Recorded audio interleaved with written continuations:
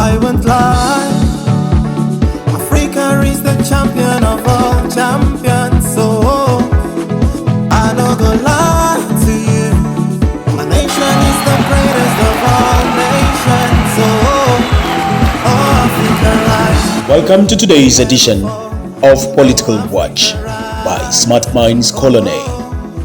Today's documentary spotlights the President of Rwanda, His Excellency Paul Kagame, the darling of the West. The President of Rwanda, Paul Kagame, dubbed the darling of the West for his numerous exploits in leading Rwanda to economic prosperity, was born in October 1957. He studied at the University of Makerere in Kampala before joining the Yoweri Museveni force, where he later became Museveni's chief of intelligence and gained a reputation for incorruptibility and severity by enforcing a stringent code of behavior. However, the former military leader and fourth president of Rwanda, after several battles, assumed the position of vice president and took over office as president in 2000 after he was elected by the National Assembly. Kagame won the elections in 2003 and in the transition government. He won again in 2010 with a 93% vote margin and a voter turnout of over 95% as reported.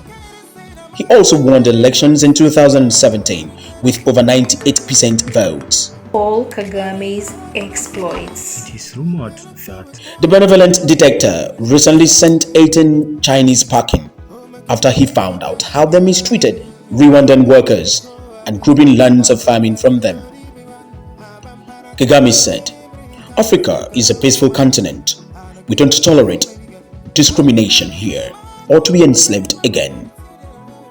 This country is for Africans and those that mean well for us. I'm instructing those 18 Chinese to go back and never return. Rwandans must enjoy their right in their country. Let this be a lesson for the remaining Chinese and other investors. Respect us and we'll welcome you with our good hearts." Now, this is bravery and what we need in the leadership of African nations. Also, the Made in Africa smartphone, the Mara smartphone, is manufactured in an industrial area in the capital, Kigali, from a Volkswagen plant. The German car manufacturing company is one of the many investors in the small East African country, where it offers an e-mobility service and bought cars together for the African market, courtesy of the darling of the West, Kagame. Moreover, the Umuganda is one of the toughest policies he effected on Rwandans to commit few hours of their time to community service on every last Saturday of the month. He is dubbed as the pioneer for women's rights and environmentalism. He keeps breaking ground in his quest for making Rwanda a great nation. Paul Kagame may not be perfect, but has earned a place in this program for his continuous achievements and commitments to not just making Rwanda great, but the African continent at large. There is nothing like human rights minus these things we are talking about. What we are talking about in terms of development. These are human rights. Development, schools, education, health, and food security. And, you know, when you see now the level of poverty has decreased almost by 60%. So these people, these human beings with improved lives and participating in that themselves to improve their own lives, gets lost in what the whole list you've been spelling out as if, you know, what is in Rwanda is really hell. In fact, forgetting the hell that we have gone through, that we stood against and sorted out when you were there just talking about more or less nonsense. Because do you reject the accusations, for example, it's rubbish, absolute rubbish. You reject Rwanda is completely different from what it was 25 years ago.